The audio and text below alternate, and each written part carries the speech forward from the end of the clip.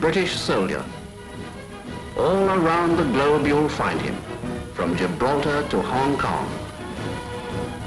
Everywhere he stands against the threatening years, staunch symbol of our common will to order.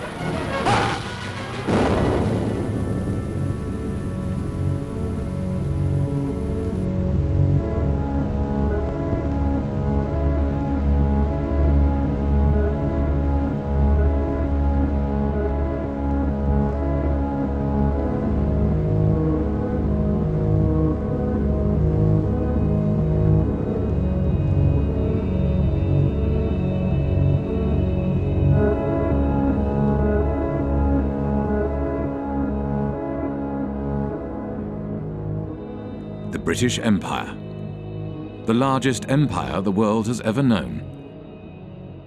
For over 300 years, Britain ruled, its armies conquered, and its bankers proclaimed the might of its currency. But one day it all began to fall apart. One by one, countries declared their independence from Britain, and no amount of force could reverse the tide. As British elites saw their wealth, privileges, and empire disintegrate, they began to search for a new role in a changing world, and they found one in finance. This is a film about how Britain transformed from a colonial power to a modern financial power, and how this transformation has shaped the world we live in.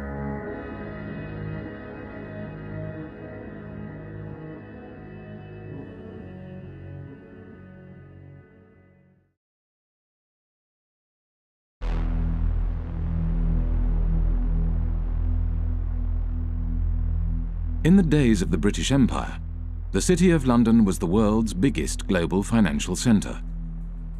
The City of London was the kind of beating financial heart of the British Empire. The historians Kane and Hopkins call it the governor of the imperial engine. All these countries in the empire used to use the sterling currency, and the City of London was kind of the financier of this zone, not just inside the sterling zone, but outside the sterling zone as well. As Britain's empire declined, so too did the City of London. One British Army truck is bombed, killing 2 soldiers and wounding 12. As rioting becomes daily more widespread on Cyprus, young people of high school age take an increasing part in the violence. Here, a group of girls are being dispersed after a rock-throwing battle with British military police. With the decline of empire, British commercial interests across the globe were under threat. In 1956, Egypt nationalized the Suez Canal. A new Middle East crisis arises as President Nasser of Egypt tells a wildly cheering crowd in Alexandria that Egypt has seized the internationally owned Suez Canal. France and Britain issue a 12-hour ultimatum. Within hours of its expiration, Britain's warplanes are winging their way to Egypt, and its bombers attack 5 key cities, including Cairo. The United States was opposed to the invasion and put pressure on Britain and France to withdraw their troops. There will be no United States involvement in these present hostilities. It is our hope and intent that this matter will be brought before the United Nations General Assembly. There, the opinion of the world can be brought to bear in our quest for a just end to this tormenting problem. Britain was humiliated. The Suez Crisis signified the end of Britain's role as one of the world's major powers. Following the crisis, there was a run on the sterling, on the UK pound. Some people suspect that the American government was encouraging this run on the UK pound. As financiers withdrew their money from Britain, the value of the pound decreased. To protect the value of the pound, Britain limited the bank's overseas lending. They were not able to invest abroad, and obviously they were unhappy. And we don't know exactly the context, but it's very clear that the banks or their representative made a representation to the Bank of England, which in itself was dominated by representatives from the banking industry. It seems that they have reached an agreement which was never written, that if the banks intermediated between two non-residents in a foreign currency, in that case the dollar, then this particular intermediation, this particular deal will not be considered by the Bank of England under its own jurisdiction. The banks began to create a market for dollars in London, called the London Eurodollar market.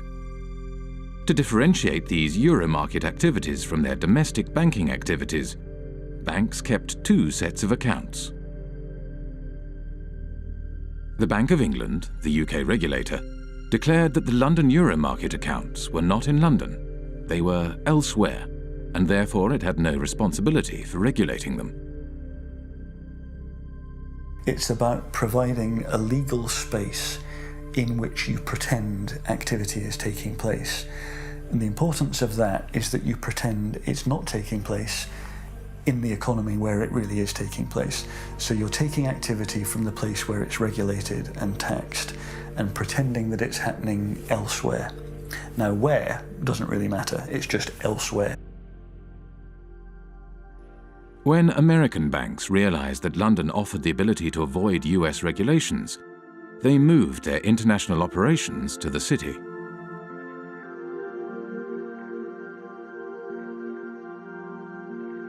Around the same time as American banks were moving their international operations to London, another new kind of financial space began to emerge, far away from London, in Britain's overseas jurisdictions, the last remnants of empire.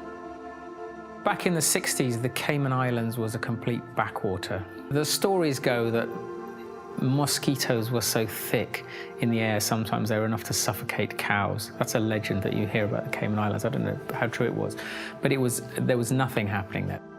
Accountants and lawyers from London arrived in the Cayman Islands and other British dependencies and began to draft a set of financial secrecy laws and regulations.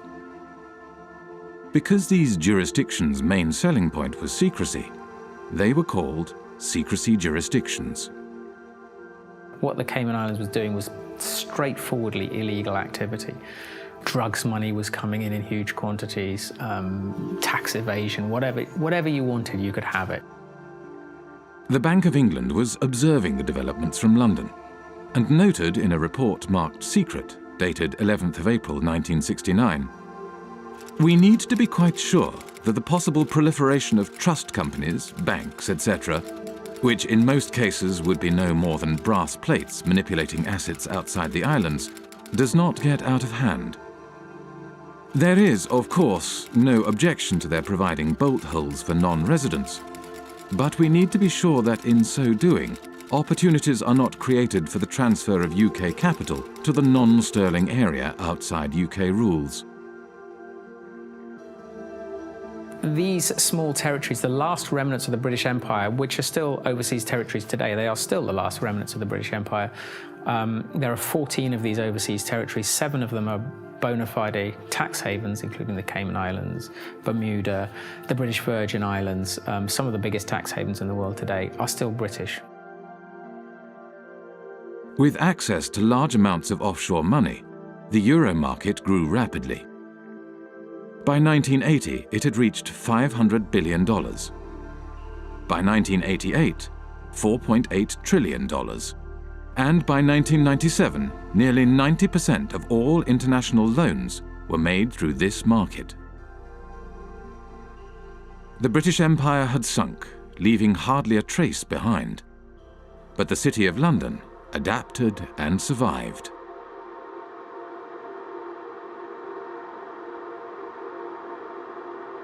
The City of London, London's financial district, is a peculiar place. It has been called a city within a city, a state within a state. It is run by an organisation called the City of London Corporation, a private company that performs all the functions of a local council with a private police force and private courts. Those of you who aren't from the UK, some of you even who are, might not be aware just how weird a thing the little City of London is within the big London. The City of London is a separate entity to the wider London, and it has its own head, the Lord Mayor, who's distinct from the Mayor, who runs the rest of London. Every November, the city stages the Lord Mayor's Show, the world's oldest civic procession.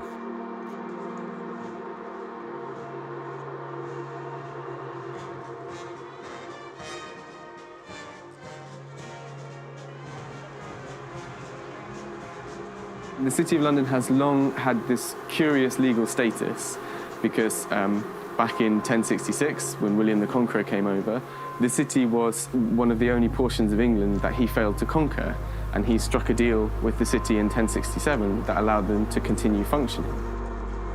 To this day, the City of London is exempt from numerous laws that govern the rest of Britain. Its political system derives from the Middle Ages. The city's electorate is dominated not by its residents, but by the private businesses operating within the city. Its Lord Mayor is selected by the heads of medieval guilds. They have a representative in the House of Commons called the Remembrancer. Apart from the clerks of the court of the House of Commons, he's the only unelected person there. All other lobbyists have to stop, in the lobby. They're not allowed past the lobby. The City of London has a permanent representative in the House of Commons, whose role is to report back to the City of London Corporation and to lobby Parliament on behalf of the city. The Corporation of London, clearly, it's a unique and interesting phenomenon that should have attracted many political scientists, political economists. But I don't know of anyone who has studied systematically the Corporation of London and its impact on policy or economic policy.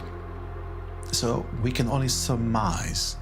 Some people assume or surmise that the Corporation of London is extremely powerful and is able in one way or another to shape British policy, particularly in financial matters. Clement Attlee, the Prime Minister after the Second World War, had something to say about the City of London Corporation. He did, So, yeah. So over and over again, we have seen that there is in this country another power than that which has its seat at Westminster. The City of London, a convenient term for a collection of financial interests, is able to assert itself against the government of the country. Those who control money can pursue a policy at home and abroad, contrary to that which has been decided by the people.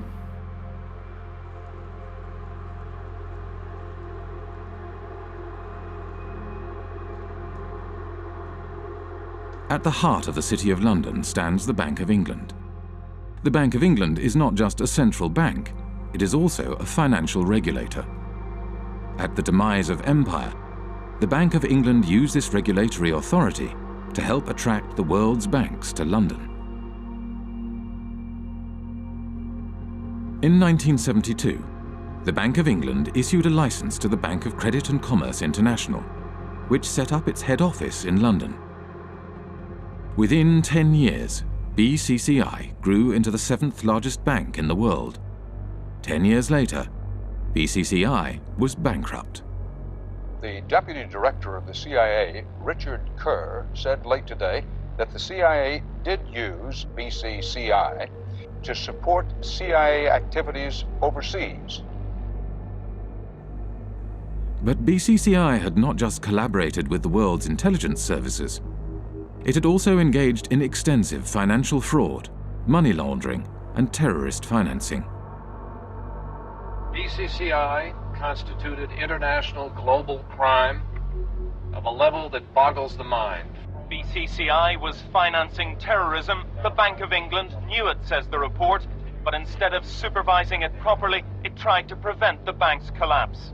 I am saying very directly that the Bank of England had sufficient information in front of it to close BCCI 15 months earlier than it did.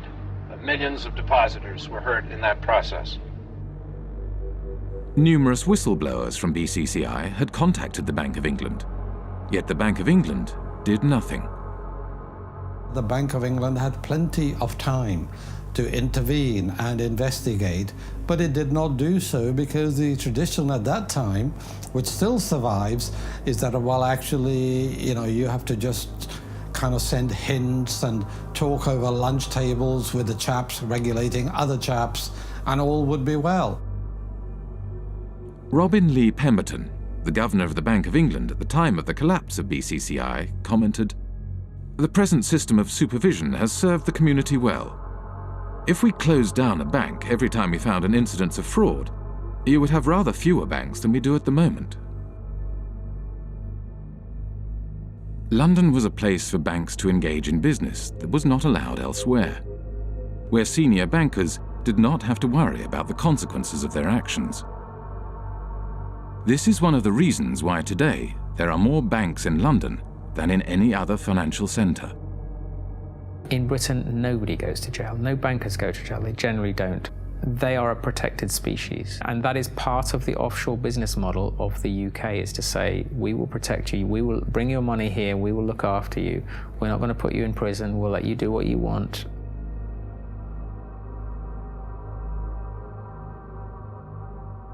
Light touch regulation was one way of attracting business to London. Another was secrecy. From the 1960s onwards, City of London institutions began to establish offshore branches in former outposts of the British Empire. Their aim was to create offshore centres with strong secrecy legislation in order to attract capital from across the globe. Swiss banking secrecy is the most famous, the most well-known. You put your money in a Swiss bank and they promise not to tell anybody, and that's one kind of secrecy. But another kind of secrecy, which is very British, is the trust. And the trust is a very slippery, complicated, and devious mechanism. Trusts emerged, the legend has it, from the time of the Crusades, when the knights would go off and fight in foreign lands, and they would leave their assets in the care of trusted stewards. What trusts do ultimately is they play with the concept of ownership. Ownership is not such a simple thing. So the settlor, the knight in this case, would hand over the assets to someone who these days would be called a trustee. It's often a lawyer. Legally, you are separated from those assets. They're not yours anymore. There's a barrier. You can't be taxed on them. Nobody's going to find anything about your connection to these assets. In Britain's offshore jurisdictions, no qualifications are necessary to be a trustee. Anyone can set up a trust and act as a trustee. There is no registry of trusts. There are no bodies to certify that a trust has been set up. The only persons who know about the creation of this agreement are the trustee and the settlor. There's no obligation to register it. There is no financial reporting obligation of trusts. They're not required to put annual statements onto account anywhere. So actually trusts are, to all intents and purposes, invisible arrangements. Economist John Christensen was an economic advisor to the secrecy jurisdiction of Jersey for 10 years. We're not talking about a few million. We're talking now about trillions. Trillions of dollars of capital, which apparently belong to nobody. For tax purposes and for other purposes, they belong to nobody. Everything, works of arts, gold bullion, racehorses, cars, real estate, not just financial assets, but a whole load of non-financial assets belong to these trusts, sitting there belonging to nobody. Now think that one through, because we are talking about maybe as much as $50 trillion of assets sitting offshore behind these instruments. Well, the Cayman Islands are among several British overseas territories who have signed a new information exchange agreement with Britain and the rest of Europe to tackle tax evasion. The countries are now required to automatically provide details of the ownership of bank accounts and how they're used. Cayman became the first signatory last week. It's important that the Cayman Islands should be recognised as the first overseas territory to sign such an agreement with the United Kingdom. And I think this importantly reflects the constructive approach that the Cayman Islands has taken in delivering our shared objective of rooting out tax evasion. The trust lies at the core of the British secrecy model. They don't use banking secrecy. The Swiss use banking secrecy. The British, of course, are only too willing to kill off banking secrecy because they will then capture a larger market share. That's why the Brits are doing this. Trusts are the basic building block of Anglo-Saxon secrecy, and they form the basis from which complex offshore structures are created. Every secrecy jurisdiction offers a specific set of services, from trusts to shell companies to secret bank accounts and nominee directors. The combination of these services into complex structures, spanning multiple jurisdictions, enables the creation of secrecy structures that are almost impossible to penetrate. An offshore structure will often have a trust kind of sitting at the top of it. The trust will be here managing the assets, kind of controlling the assets. Underneath it, the trust will own some shell companies. Each one might be in a different jurisdiction. So you might have a trust in one jurisdiction whose trustees are somewhere else, whose beneficiaries are somewhere else, which owns offshore companies somewhere else. Each of these companies might then own assets, so that they might own, a bank account, a racehorse, a yacht, a painting, a portfolio of shares or whatever. There are numerous variations of trusts and offshore secrecy structures. There are offshore lawyers whose work entails the creation of ever more complex and obscure structures. The aim of these structures is to hide the identity of the owners of offshore assets and allow offshore wealth to be recycled back into global markets. But looking on the amount of money being administrated from tax havens, you see that it is a curve going like this. And all the talking we have been doing along with other wonderful people fighting against tax havens has not changed anything, It is the word where you say, go on talking, you're interesting me, and I'm going on doing what I want to do. We know everything today because we have had the Panama Papers, we have seen it, and we are not able to act upon it. And we are not able to act upon it because this system is really protecting the few people that are having benefit from it. And these are in percentage very few people, but they are powerful. And I see in the Panama committee that I'm sitting in, the only thing that could change this is to have a public accessible register of the beneficial ownership of trusts and of all kinds of companies. It is easy. The Panama Papers are a collection of leaks from the offshore law firm Mossack Fonseca. Mossack Fonseca is the fourth largest offshore law firm. The other 9 of the 10 largest offshore law firms are registered in British overseas jurisdictions. When countries complain to Britain about the activities run out of its offshore havens, Britain claims that these places are independent and that there is nothing it can do.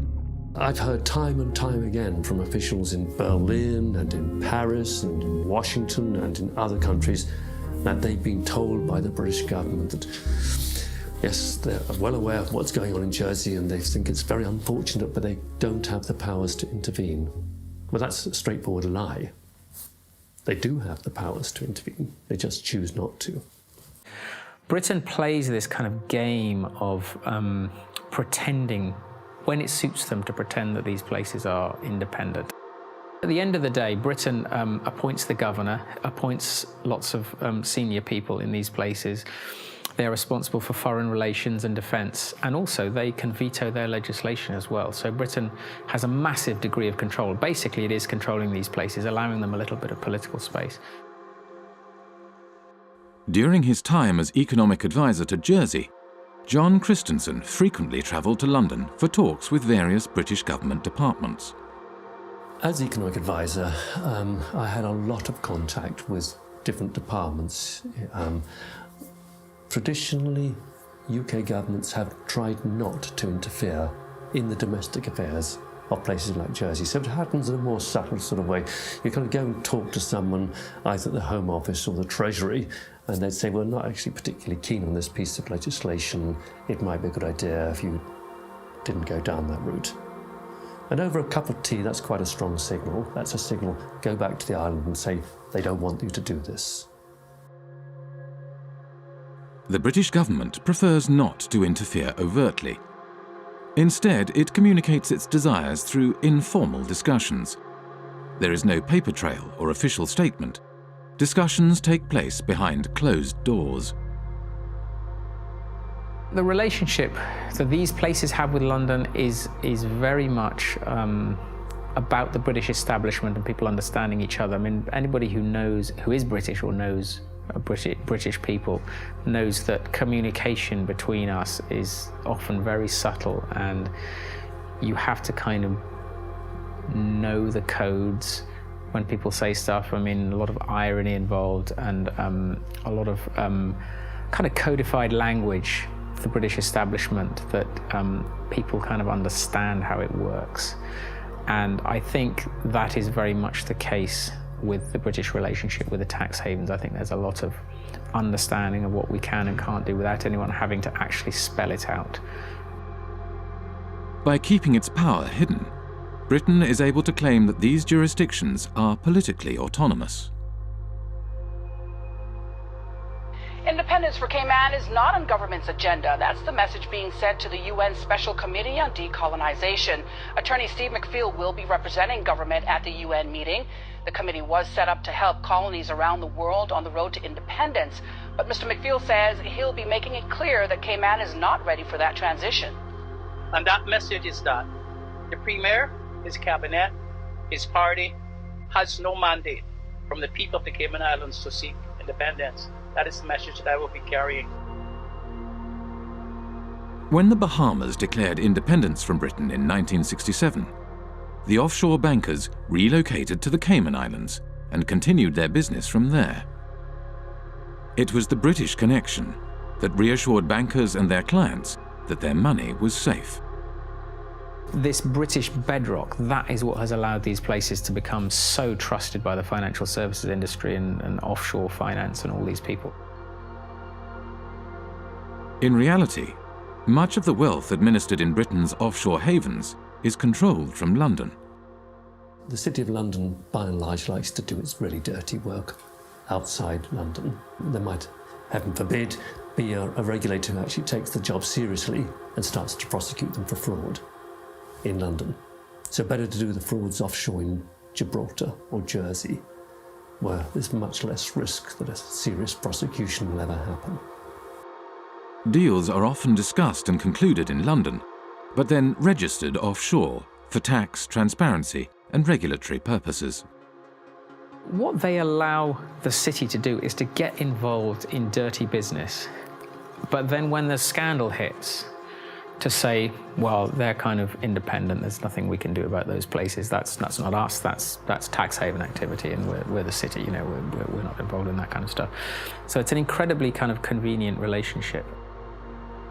The City of London has shaped the way in which Jersey, Guernsey, and the British Overseas Territories have developed as tax havens. I see these places as the Frankensteins created by the City of London. Today, the UK is the world's largest provider of international financial services. The UK has an almost unique role in global finance. If you look at data, the kind of data that we've constructed in the Financial Secrecy Index, you can see the relative shares of each country in the global provision of financial services exports. That's financial services to non-residents. Now, there are two big centres, and everything else is quite small in comparison. The two large centres are the United States, with around 19% of the global market, and the United Kingdom and its offshore jurisdictions, which have around 25% of the global market. And if you add to that other jurisdictions, ex-colonies, but recently independent, fairly recently, by which I mean Hong Kong, Singapore, maybe even Dubai and Bahrain, and Cyprus, then you reach a figure of nearly 40%. And I think that figure represents better the position of London in the global financial market. The soldiers left, the administrators left, all the colonies, but they still kept a significant degree of control over the financial flows from these former the former parts of empire in the rest of the world. So you could describe it as a second empire, Britain's second empire, sort of hidden financial empire spanning large parts of the globe. At the time of the British Empire, the City of London was the world's largest global financial centre. Not only Britain's colonies, but also independent countries did their banking in London and used the empire's currency for trade and financing. As the empire declined, so too did the City of London. The establishment of the London Euromarket enabled City of London banks to continue to exploit their empire-era networks and expertise, and the creation of secrecy jurisdictions gave banks access to large amounts of cheap money. International banks from across the globe set up branches in London and Britain's offshore jurisdictions in order to take advantage of this new system. This system has taken the place of the occupation, up till 62. For France, I don't know for England, but about the same time, England were physically present in India, for instance, or in other colonies. And when you look at the money flows through the tax havens, they are increasing when we withdraw from the colonies. We are still plundering developing countries as former colonial powers. Wealthy individuals, organized crime, and corporations shifted their wealth offshore in exchange for secrecy and no tax. And as countries around the world began to deregulate and open their economies, it became ever easier to do so. Today, as much as half of all global offshore wealth may be hidden in Britain's secrecy jurisdictions. One of the losers is Africa, whose flight capital flows mostly into the modern British spider's web. I think it's no coincidence that Britain's offshore empire emerged more or less at the same time as the collapse of the former empire. We tend to think of Africa as being a huge net debtor to the rest of the world, but that was the extent of their debts at the end of 2008, 177 billion. The debt of sub-Saharan African nations stood at $177 billion in 2008. Yet the wealth these countries' elites had moved offshore between 1970 and 2008 is estimated at $944 billion, over 5 times their foreign debt. $944 billion. Do the maths. Far from being a net debtor, Africa, sub-Saharan Africa, is a net creditor to the rest of the world. As capital moved offshore, African nations borrowed money from international banks at high interest. Over time, these debts became so great that they may never be repaid. Secrecy jurisdictions were starving developing nations of their wealth and their tax revenues. For a long time, a lot of developing countries, including recently Ecuador, have been trying to set up a UN tax body which is of a higher value than what is currently there, which is the UN Tax Committee. And every time this has happened, it has gotten blocked. During the financing for development process in Addis Ababa last year, I think it was the UK and the US that blocked attempts again to set up this World Tax Organization. So why would they not want to have democratic decision-making in global decisions on how tax gets collected across borders? I don't understand this. As long as we have cross-border activity that involves both criminal and legal activity, as long as we're unable to separate the two, this is going to continue to be a problem. Western nations block attempts to provide greater transparency of international financial flows and the implementation of global standards for the collection of tax across borders, whilst elites in developing nations use offshore centres to hide their wealth offshore. The oil from Gabon has not benefited people in Gabon. And this is true for the copper in Zambia, for the gold in Mozambique or in Mali. they have benefited the company that do extract it and their shareholders. It has benefited the corrupt elite in the country. In developing countries, the offshore system of tax havens has facilitated the looting of these countries by their elites. It has enabled them to steal the money and keep it safe somewhere else. Illicit financial flows, because the anonymity that drives them creates incentives for people in positions of power to be corrupt. This is why there's a group of countries where development progress is so difficult. It's that the incentives of individuals and the ability to pursue them through all the mechanisms that underpin illicit flows outweigh the type of mechanisms that lead you to a powerful, representative, effective state that can start to deliver development.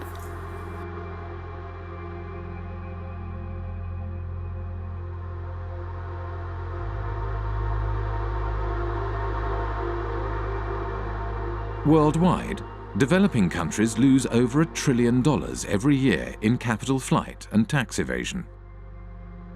Most of this wealth flows into large Western nations like the United States and Britain and enables their currencies to stay strong, whilst developing nations' currencies remain weak. But illicit flows into Western nations also had another unexpected side effect. The economies of the United States and Britain began to financialize. The origins of this financialization, or deindustrialization, go back to the 1960s. Anti-war demonstrators protest U.S. involvement in the Vietnam War in mass marches, rallies, and demonstrations. President Johnson, meanwhile, let it be known that the FBI is closely watching all anti-war activity. In the 1960s, U.S. economist Michael Hudson was working at Chase Manhattan Bank on Wall Street as Chase's balance of payments economist. During the 1960s, the United States balance of payments deficit was entirely a result of foreign military expenditures. Dollars were flowing out of the United States as a result of the cost of the Vietnam War. The United States attempted to prevent the dollars flowing to Vietnam from being deposited in foreign banks. The government asked Chase to set up a branch in Saigon during the Vietnam War. And as you can imagine, it didn't have windows. It was sort of a fortress. It lost money, but the government went to Chase because it said, if you don't get this money that's being thrown off by the military in Vietnam, then it's going to go into French banks. It'll get to General de Gaulle, and you know what he's going to do every month. He's going to cash it in for gold. That's what the United States was trying to stop. The US was not successful in stopping the outflow of money, so it began to hatch a different plan. In 1967, Michael Hudson was handed a memo by a former State Department employee. In 1967, I was given by a former State Department employee in the elevator at Chase Manhattan a memo from the State Department urging that Chase Manhattan would take the lead in helping the United States become the Switzerland of the world, meaning the flight capital. The State Department, through Chase, asked me to estimate how much money do you think is available if America were to become the new Switzerland, and how do we do it? The plan was to organize offshore banking centers in the Caribbean and elsewhere, and the hot money wouldn't come directly into Chase because that wouldn't be nice and very legal.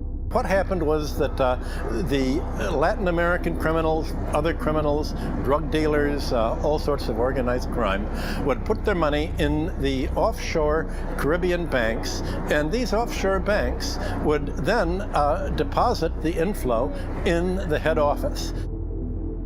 By moving offshore dollars back into the United States, the US was able to stop the outflow of dollars and support the value of its currency.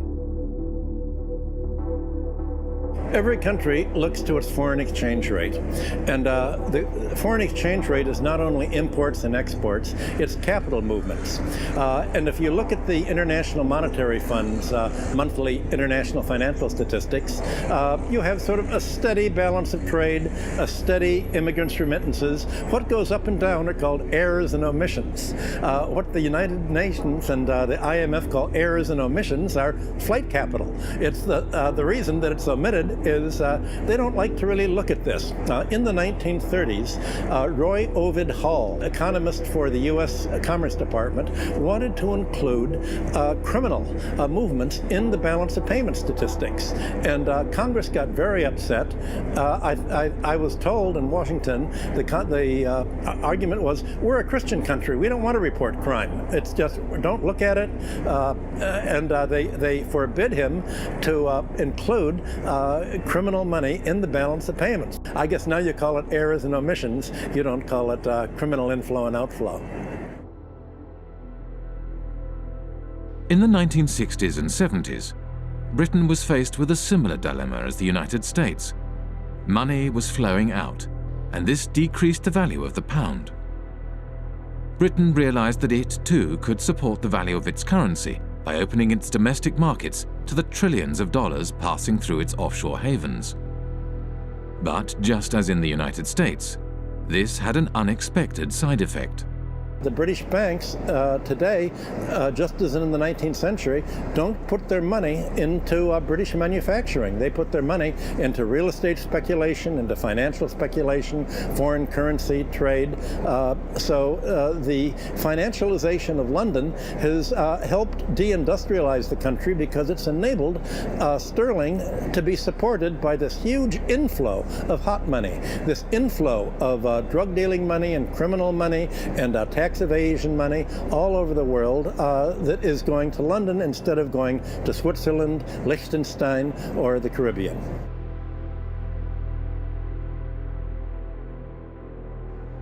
With the silent backing of the United States, Britain's offshore havens grew rapidly, and before long, the offshore system developed into the world's dominant international financial market. Few were aware how this market functioned. In 1986, economist John Christensen went offshore to investigate. He applied for a position at the Jersey office of one of the world's major accounting firms. Well, at Deloitte & Touche, I was working in what's called company and trust administration, straightforward offshore stuff. I went offshore specifically to work in that area because that's where you're dealing with the offshore companies, the shell companies, the offshore trusts, and you're administering them. That way I could see from working inside a big global accounting firm exactly what the clients were doing. I had complete access to all the client files. And over the course of my period of working with Deloitte & Touche, I investigated over 100 of their clients offshore, and this is what I found. There were some insider traders, some market rigging, some avoiding disclosure of conflicts of interest, illicit arms trading, illicit political campaign donations, contract kickbacks, bribery, fraudulent invoicing, trade mispricing, and, at the bottom, tax evasion. Okay? This is what the clients were doing. On the basis of a sample of the clients that I looked at, not a single client was involved in what I would regard as genuinely legitimate activity. They were all involved in some kind of tax dodging or worse. I met with Carl Levin. He used to be an American senator. And he made a lot of inquiries into private banking, asking questions to the bankers.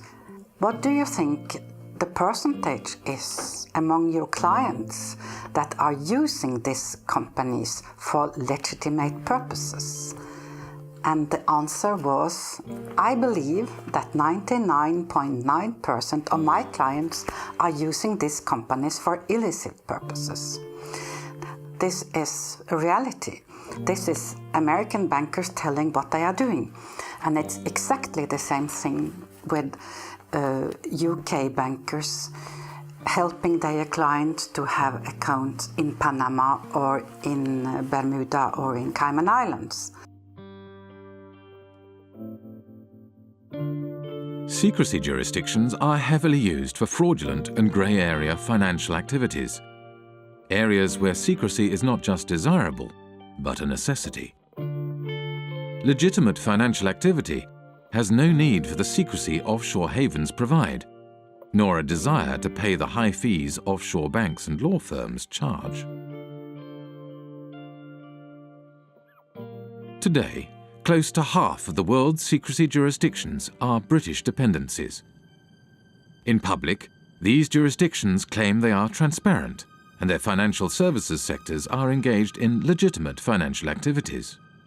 Our economy is not based on secrecy. It's based on transparency. It's based on a sound regulatory environment. It's based on good governance and good government with a British government legal system. That's what our financial institutions are based on. Well, tonight we have a response from the head of Cayman Finance after a group of U.S.-based anti-tax evasion activists announced plans to travel to Cayman to draw attention to what they feel is corporate tax evasion. Finance Chairman Mr. Richard Cole says he's encouraging the group to visit and says our financial sector has nothing to hide. I would say if anybody wants to come to Cayman to find out what's coming, you know, what we do here, come on down. We have no secrets here. When I went to the Cayman Islands back in 2008, I think it was, I called the government spokesman and he said, okay, we have had an order from on high that nobody is allowed to speak to you. You are off limits. In 2011, journalist Nicholas Shaxson released Treasure Islands, a groundbreaking book about the offshore system.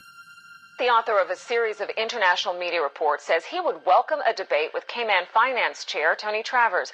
Mr. Travers recently called Nicholas Shaxson an imbecile with the understanding of an 11-year-old. There are always going to be the politics of envy. Now, the politics of envy are exacerbated by imbeciles who don't actually understand what's going on in the Cayman Islands. I don't know what he's talking about. And furthermore, he doesn't know what he's talking about. The Cayman Islands is the 5th largest financial centre in the world. It hosts 80,000 registered companies, over 3/4 of the world's hedge funds, and $1.9 trillion in deposits. It has a population of 60,000, roughly equivalent to New York's homeless population. A strange mixture of characters populate the offshore world. British ex-public schoolboys, members of the world's intelligence services, global criminals, assorted lords and ladies, and bankers galore. With so much at stake for so many wealthy and powerful individuals, it may come as no surprise that Britain's offshore havens have developed their own curious mechanisms to prevent information from leaking out. For many people who work offshore and who don't like what they're doing, it's very hard indeed to dissent, because they will be attacked personally with a degree of viciousness which is quite extraordinary. Most of the time the instruments of suppression are relatively sophisticated. You won't get promotion by doing this, or your family won't like it. It's not generally, let's slam them in prison. That's far too crude. We are talking about very substantially, the establishment, the British establishment in these cases. The mechanisms are very, very subtle. Sort of ostracism is one way of doing it. These peculiar mechanisms for, if someone tries to blow the whistle, you find all sorts of methods that aren't the most, just fire them, you give them far too much work to do, you steer them in a different direction. One person who is intimately familiar with how suppression works offshore is former Jersey Senator and Health Minister Stuart Sivray. In 2009, he leaked a report on a rogue nurse suspected of killing patients at Jersey's hospital. It all came to a head during a state's debate on Tuesday the 10th of March. Senator Stuart Sivray brought the sitting to a standstill, claiming Senator Jimmy Pershard had sworn at him and told him to go and top himself. Senator Pershard denied the claim, saying, "I absolutely refute that." But less than a week later, he was forced to admit he had lied. Senator Pershard has now admitted that on another occasion he did tell Senator Stuart Sivray to go and do everyone a favour and slit his wrists. I was arrested at my house one morning by 6 plainclothes police officers. There were another 2 specialist data search police officers on hand, and also another 2 police officers in full body armour of one of those battering rams they kind of use in drugs raids. So 10 police officers descended on me without a search warrant. The property was turned over from top to bottom. All of the computers were seized and searched. All kinds of private constituency data was stolen by the police. Shortly after we began filming, a police officer exited the police station. As he hurried past, he grinned at the camera. The officer was on his way to test the sirens on his motorbike, which he did at intervals throughout much of the remainder of the interview. When it came to prosecuting me, Stuart Sivray was prosecuted under the data protection law. Now, when the authorities were prosecuting me, I claimed that this was a legitimate public interest disclosure defence, and I, with an expert witness, was able to produce a set of reports that effectively destroyed the prosecution case. In reaction to this, the magistrates ruled that Stuart Sivray's defence case, that he had leaked the report in the public interest, would no longer be admissible, but continued to prosecute him all the same, without a defence case. Over the past 7 years, Stuart Sivray has been repeatedly taken to court and imprisoned 3 times. He does not know when or if the persecution will end, nor does he know when he will find himself behind bars again. To look at Jersey from the outside, it looks like it's got a prosecution system, it looks like it's got a court and a legislature, but none of it's real. It's a Potemkin village. None of these systems in Jersey meet the tests of being objective or actually functioning properly. The experience that Stuart Sivray had is, he's perhaps at the blunter end of the scale. He was simply suppressed and taken to court on trumped-up charges. So let's carry on pretending to do the interview. They might get bored. This is the kind of how oppression happens in Jersey. You see, all kinds of little things get done to harass people. Even they don't often go to the kind of extremes that they did against me in terms of actually arresting me and putting me in prison. But the authorities use all kinds of other lesser little methods to interfere with people, kind of sabotage things. Obstruct people, make life difficult for people. If you annoy the establishment in Jersey, you won't get a job here. Your children won't get decent jobs. That's kind of how it works. I went to Jersey in March 2009 with Nick Shaxson. About 24 hours after we arrived in Jersey, we were there for several days. Nick said, have you noticed that we're being followed? Ever since we arrived at the airport, we've been followed. He said, don't look now, but we're being followed now. Turns out he was quite correct. We were being followed. And I found that very disturbing indeed.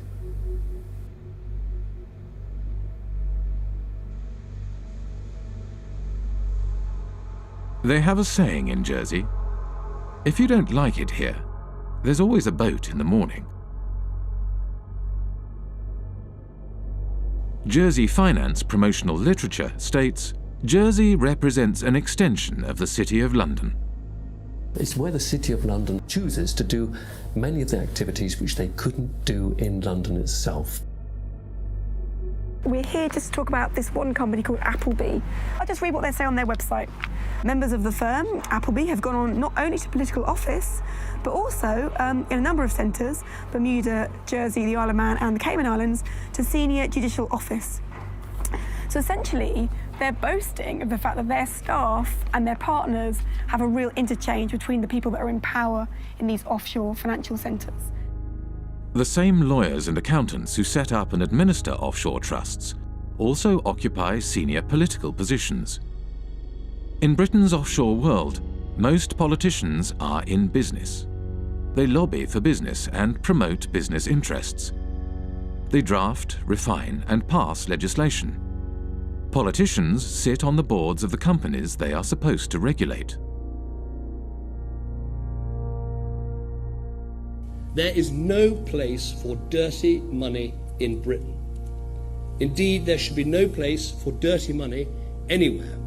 The challenge I'm laying down for every country today is to root out the rot of corruption, to ensure transparency over what your own companies are doing, require transparency for foreign companies in your country too, and work with us to spread this approach to transparency around the world. In public, British politicians claim they are cracking down on secrecy jurisdictions and corruption. But in practice, they do the opposite. When I talk to politicians in Brussels, they say that they've had more lobbyists from London,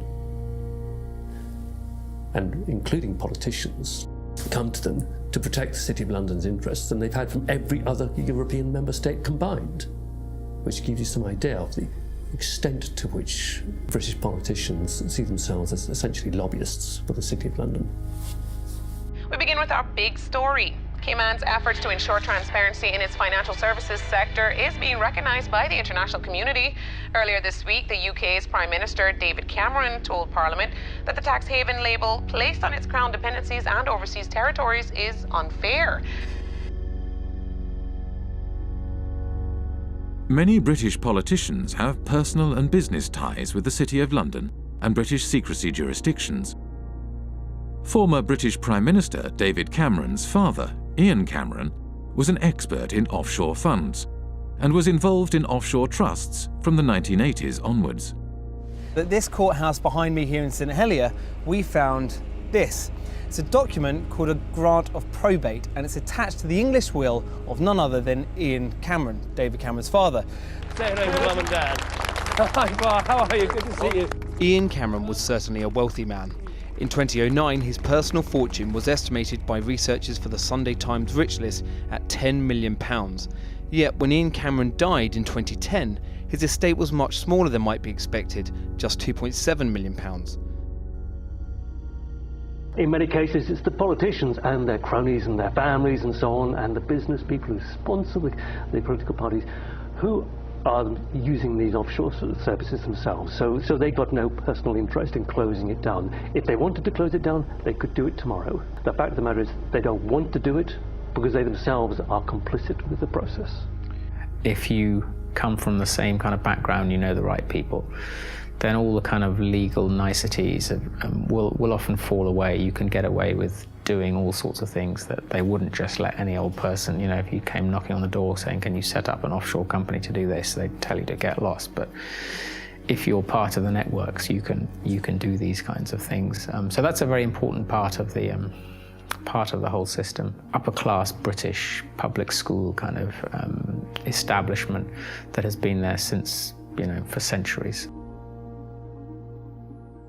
The British establishment, an old boys' network of privileged elites, had carved out a lucrative niche for themselves in the offshore world after the demise of empire. They transformed themselves from administrators of empire into financial handlers for the global elite and multinational corporations. As more money flowed offshore, societies around the globe began to feel the impact of the offshore world. The reality is not what you believe, that your prime minister has the power to decide on the future of your country. The power is hidden here. We have country after country around the world where the lack of financial transparency about taxation, about ownership, about corruption has undermined the extent to which governments deliver representative policymaking for their citizens. You know, we have extreme cases like the hiding of tax evasion by people in finance ministries in Greece, in France, but we also have this system that in general is geared towards anonymous company ownership, the anonymous ownership of properties across London, of half of the land in Scotland. You know, do we really think that any circumstances in which governments work better, in which markets work better, in which the distribution of income and assets is better, when we allow so much to be hidden? Who wants to not know who you're doing business with? Who wants their government to have people working for it, or to be led by people whose assets are hidden, whose financial transactions are conducted anonymously offshore? You know, this is a bad direction for the world. We need the citizens to understand what is happening, that they are the ones who is carrying the burden, and that some individuals having the power are exonerating themselves. Ordinary people are paying taxes, rich people are not. So this is inequality, and it is leading up to populism, because it shows so clearly that the people today leading the world are not able to take care of the interest of ordinary people.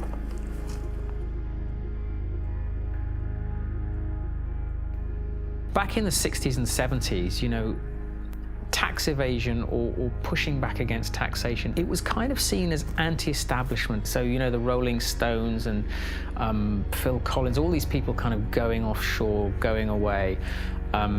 It was seen as a sort of rebellious thing to do. And if you fast forward to the present day, now that is the establishment. The offshore system is the establishment. Today, offshore is the way elites and multinational corporations conduct their affairs. Tax evasion is the way business is done. This kind of sophisticated cheating requires a huge infrastructure. We like to talk about the pinstripe infrastructure of highly educated people who think it is their right to help others to cheat societies. We have a new mafia in town. It does not actually shoot people, does not put bullets in their kneecaps, but its trade is just as deadly. It deprives people of opportunities to have healthcare, education, security, justice, and essentially a fulfilling life. Accountants form the backbone of the offshore system. They administer the structures that allow individuals and corporations to shift their money offshore and evade taxes. There are about 2.5 million professionally qualified accountants on this planet. About 330,000 are in the UK. Well-known people, well-dressed, well-fed, highly paid, are sitting in city centre offices, and they are paid to dream up tax avoidance schemes for individuals and for corporations. We can all elect a government which says, vote for us, we will give you better healthcare, better education, better security. And next day accountants say, sorry about that folks, you elected this government, but we actually got a tax avoidance scheme, and the Amazons and the Googles and Microsofts won't be paying any taxes in your jurisdiction. Too bad you voted for it, but actually you're going to get something else. So it's a crazy world that part of the business model at big accountancy firms is how to deny public the services by erosion of tax revenues. And these firms are then rewarded with government-funded contracts, and the same firms are then advising local governments and the central governments, and the same firms then report on the company accounts and tell us all is well. When I argue this with a Pricewaterhouse partner in a face-to-face debate, he said, Professor Sicker, you never give us credit for anything. We generate millions of dollars of revenues, and we have lots and lots of satisfied clients. What is your problem? And my response was very simple, that's the language of drug pushers and pimps.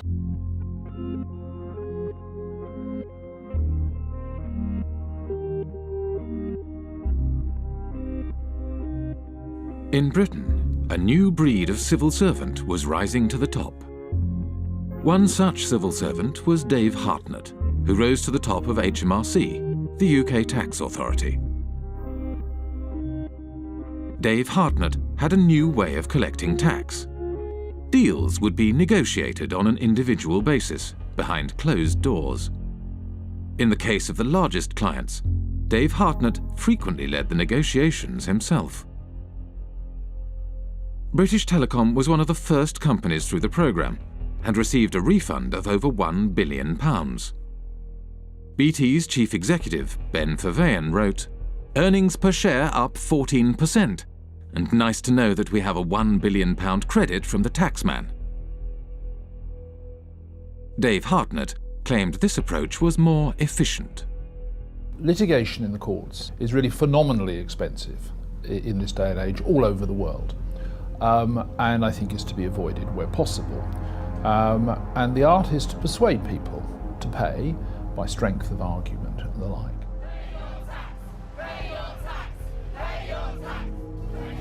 After protests erupted in 2011, the Treasury Select Committee questioned Dave Hartnett. Dave Hartnett claimed he could not give any information due to taxpayer confidentiality. What in statute prevents you from disclosing information to Parliament? All my advice, Mr. Barclay, so far has been that I am prevented, and my colleagues are prevented, by the Act and by the decision of the Commissioners. Dave Hartnett failed to mention that the legal advice he had received stated that the disclosure of information was at the discretion of the head of HMRC. The head of HMRC was Dave Hartnett himself. Just like the mafia has penetrated the state, accountancy firms have also penetrated the state. At the head of anti-avoidance in the UK, tax authority is from one of these firms. The newly appointed chairman of Her Majesty's Revenue and Customs, which is a tax authority, is a partner from KPMG. Their partners have penetrated the state. They are running the Treasury. Britain's financial services industry had penetrated the state and began to shape its laws for its own benefit. The degree of political capture by the City of London, by the big banks and the big law firms, is so enormous that the politicians have effectively become their spokespersons. With the government unwilling to act in the interest of the public, a group of protesters confronted Dave Hartnett at a private event in Oxford. Hi everybody, I'm sorry to interrupt. I'm just going to take a few moments of your time. Here tonight to present Dave with an award. It is the Lifetime Achievement Award for services to corporate tax planning. Thank you. Thank you very much. Dave's been a great friend to the industry, a great friend to many of us over the years, and really we just can't thank him enough for what he's done. Obviously us at Vodafone, it saved us billions off our tax bill, and our friends at Goldman Sachs as well, we've also saved us millions as well. 25 million or so. These people are trespassers and intruders. And I know you've had problems with this is an unlawful conspiracy to trespass. And you will go, sir. You will depart immediately before we set the dogs on you.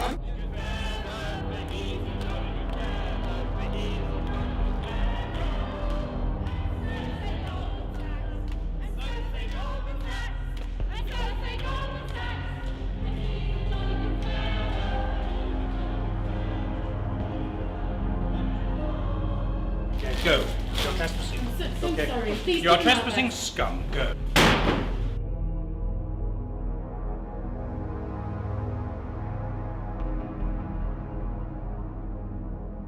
After his retirement, Dave Hartnett moved to the private sector.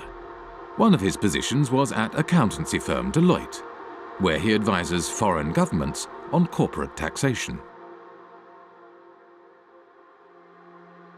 Dave Hartnett is a companion of the Order of the Bath, an honour bestowed on him by the British monarch.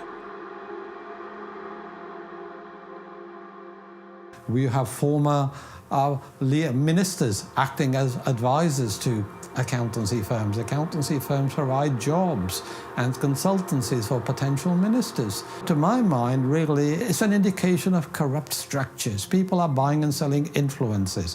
When a former minister works for an accountancy firm, he's not providing any accounting knowledge. He's opening political opportunities, home and abroad. That is what they are doing. I hope by now you'll share my view that I don't trust most bankers, I don't trust most lawyers, I don't trust most accounting firms. I actually think they're engaged in a conspiracy against public interest. In Britain, secrecy and complexity in finance and government help to obscure corruption in public office. Financial structures are often so complex that even after they are publicly revealed, they are not widely recognized for what they are. An example of this is PFI, the Private Finance Initiative. PFI is Private Finance Initiative. It is a way of funding public infrastructure, things like hospitals, schools, roads and bridges, but financing them via the private sector rather than the historical method, which is via central government. Over a period of 30 or 40 years, the amount of kind of repayment costs will be sort of 3 or 4 times higher overall than if you borrowed it from central government in the first place. So it's basically a giant accounting scam. Once the PFI policy has been set up, you find that the big 4 accountancy firms were actually paid members of staff within the Treasury Department who were then actually going around and selling and advising upon the implementation of PFI contracts by public authorities.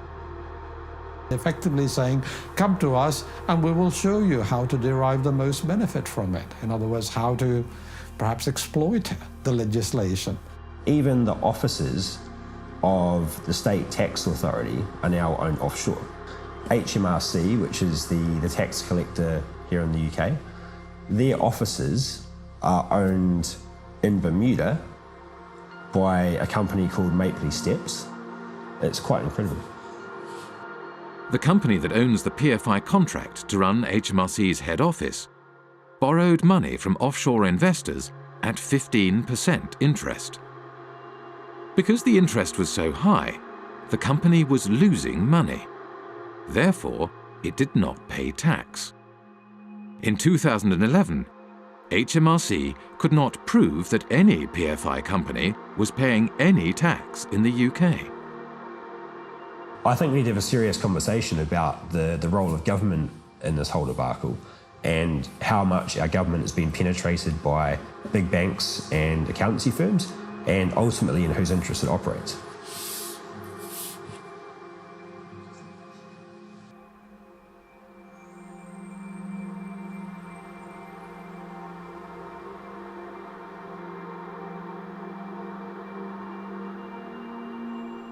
The reason we were protesting outside the Africa PPP conference is that we wanted to make sure that citizens back in Africa should hear about the fact that such policies have been a complete failure here in the UK. We know that these products are not being marketed to African countries in their own best interests. Their only motivation is to spread the reach of financial services into new markets. It's all being promoted in the interest of the City of London. What you're seeing is basically a second form of colonialisation. You've had initially occupation, resource extraction, and through that process, countries like Britain, which have had a large offshore empire, have developed significant networks, and now those networks are being used to promote and exploit financial services.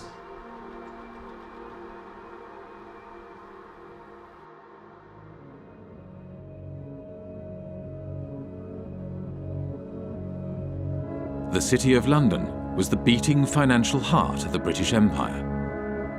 As Britain's empire declined, the city transformed itself from a hub operating the financial machinery of empire into a global financial centre. Former insignificant outposts of empire became the basis for a spider's web of offshore secrecy jurisdictions that captured wealth from across the globe and funneled it to the City of London. Today, 25% of international finance is conducted on British territory. almost half of the world's secrecy jurisdictions are under British protection. Up to half of all offshore wealth may be hidden in Britain's offshore havens. Financial services is how Britain's elites make their money. And it is also where former government ministers, senior civil servants and retired spooks from MI5 and MI6 receive lucrative consulting positions after their time in public service. Together, they have transformed Britain and its dependencies into the world's largest tax haven, harming development throughout the world and turning Britain itself into a country that serves, above all, the interests of its elites.